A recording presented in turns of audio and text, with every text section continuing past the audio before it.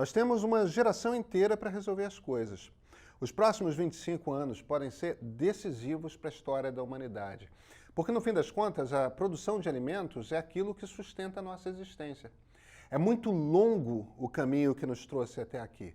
E tudo indica que é curtíssimo o tempo que nos resta para colocar tudo nos trilhos. É fascinante pensar que a base da nossa sociedade foi construída sobre um ato muito simples, o cultivo de alimentos.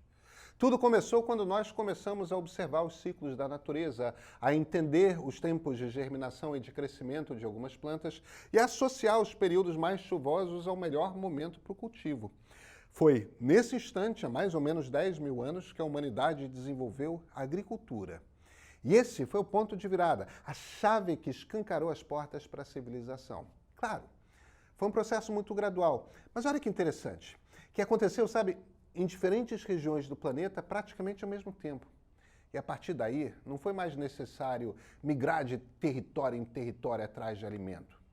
Manipular, em alguma medida, a dinâmica ambiental permitiu que as pessoas cultivassem suas próprias fontes de alimentação e se fixassem em lugares específicos, planejando seus plantios. Foi assim que se estabeleceram as primeiras vilas, que são base para o surgimento das primeiras cidades e civilizações. Dando, sabe, um imenso salto no tempo, milênios depois, já com uma sociedade estruturada, outro marco fundamental veio das grandes navegações no século XV. As expedições que pararam aqui pelas Américas levaram para o cultivo na Europa batatas, tomate, milho e deixaram no novo continente banana, cebola, soja e mais uma pancada de coisa.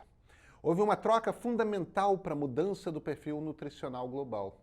O resultado desse intercâmbio alimentar, uma baita expansão da população.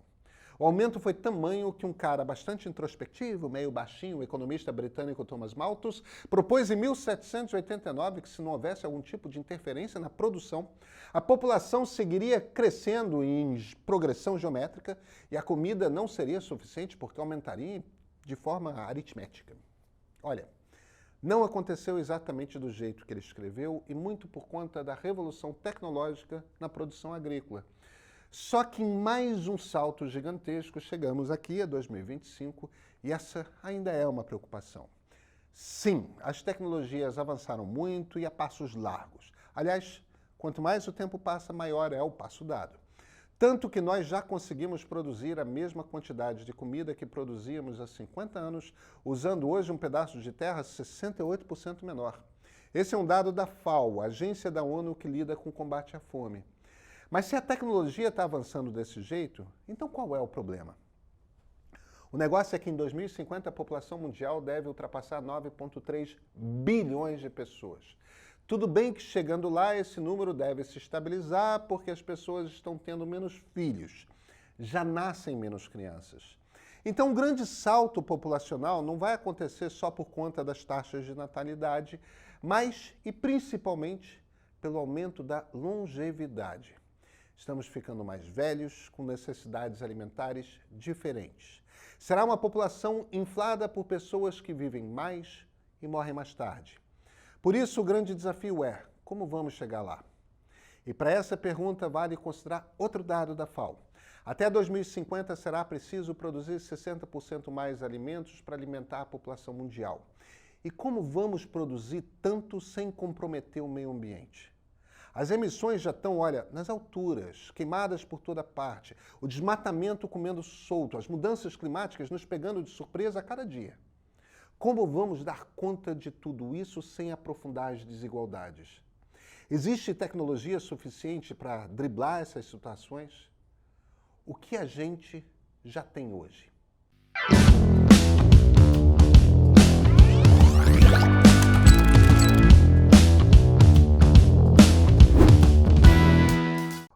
Essas são todas perguntas que têm atormentado pesquisadores, cientistas e institutos. Mas olha, o avanço da inteligência artificial está colocando na mesa uma nova perspectiva para responder a todos esses questionamentos. Quem vive do campo já sente a diferença no dia a dia.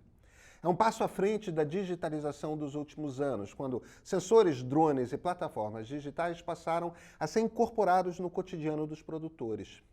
Sabe, o troço começa antes mesmo de a semente tocar no solo. E agora sim que você vai ficar de queixo caído. Uma startup brasileira, a Seed4Seed, criou o primeiro aplicativo de análise automatizada de sementes. É só tirar uma foto das sementes de soja pelo celular mesmo e o app, alimentado por redes neurais artificiais, compara a imagem com um vasto banco de dados. Comparação feita, ele consegue identificar irregularidades mínimas, desde enrugados, manchas ou até sinais de ataques de percevejo. Essa automação diminui a subjetividade das análises, que geralmente dependem do olhar humano, né? E ainda combate um outro problema sério no setor, a pirataria de sementes. E olha que esse é só um exemplo entre várias soluções que têm pipocado no campo.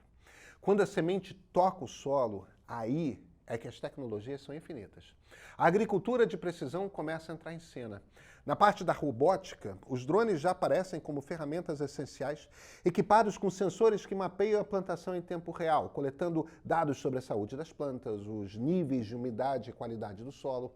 E esses dados, eles são analisados por algoritmos de machine learning que constantemente aprendem com as informações recebidas e oferecem insights valiosos ao produtor, identificando áreas que precisam de mais água, o momento ideal para aplicação de fertilizantes e até a escolha das práticas de manejo mais eficazes para cada tipo de terra e de clima.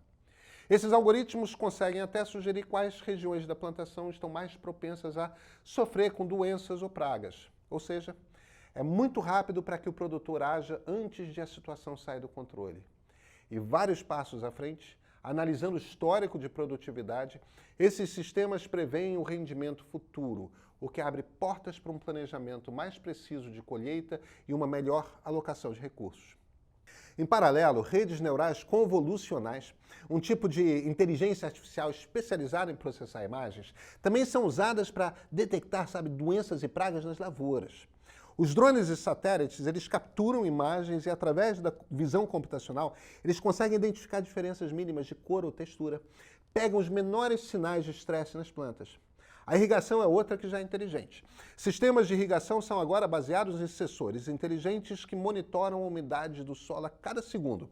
E as condições climáticas, tudo isso entra no jogo para ajustar automaticamente a quantidade de água aplicada. Mais uma etapa que merece nossa atenção é a aplicação de fertilizantes.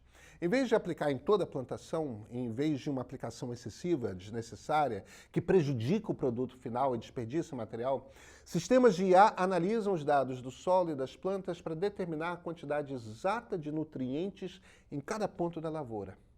E a colheita? Bem, as máquinas autônomas equipadas com inteligência artificial fazem a colheita de forma extremamente precisa. Elas identificam a maturação ideal dos frutos e, com a ajuda de algoritmos de visão computacional, separam as melhores partes da colheita. Tudo sem intervenção humana.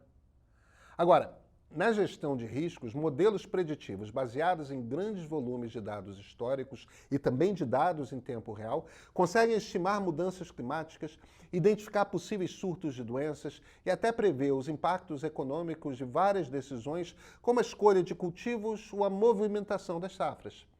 E aí, IA também faz sua parte no sistema de gerenciamento de estoques, uma área que frequentemente sobrecarga as cadeias de suprimentos alimentares. Com ela, a gente pode conferir padrões de vendas e sazonalidade para prever a demanda com muito mais precisão. Na cultura indoor, a história se repete.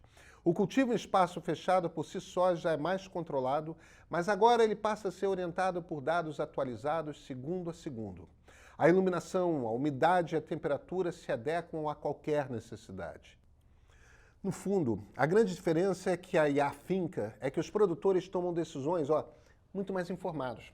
Dá para escolher caminhos que unem proteção, barateamento e aceleração da produção à redução de danos ao meio ambiente. Toda a cadeia fica mais sustentável.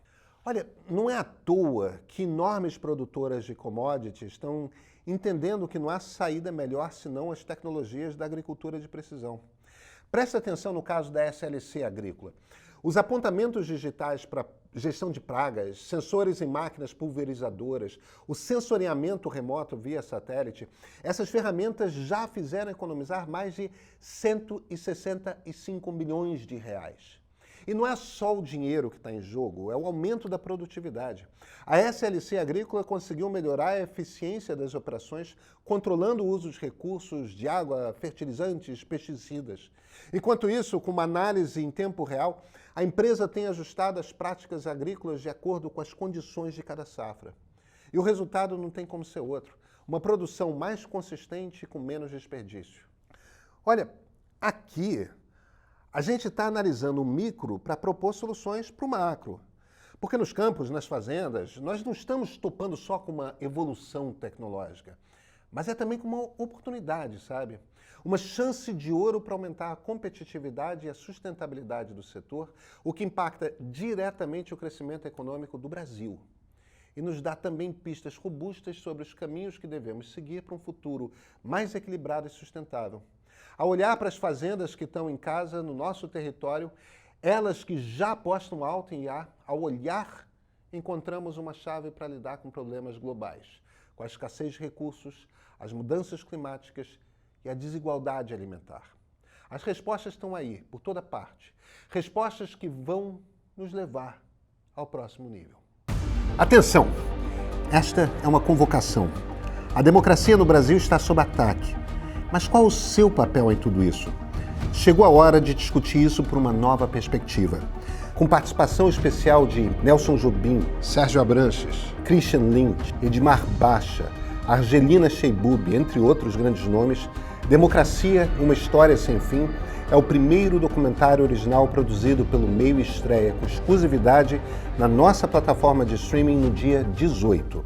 Assine o Meio Premium, apoie a democracia e ajude a disseminar esse debate.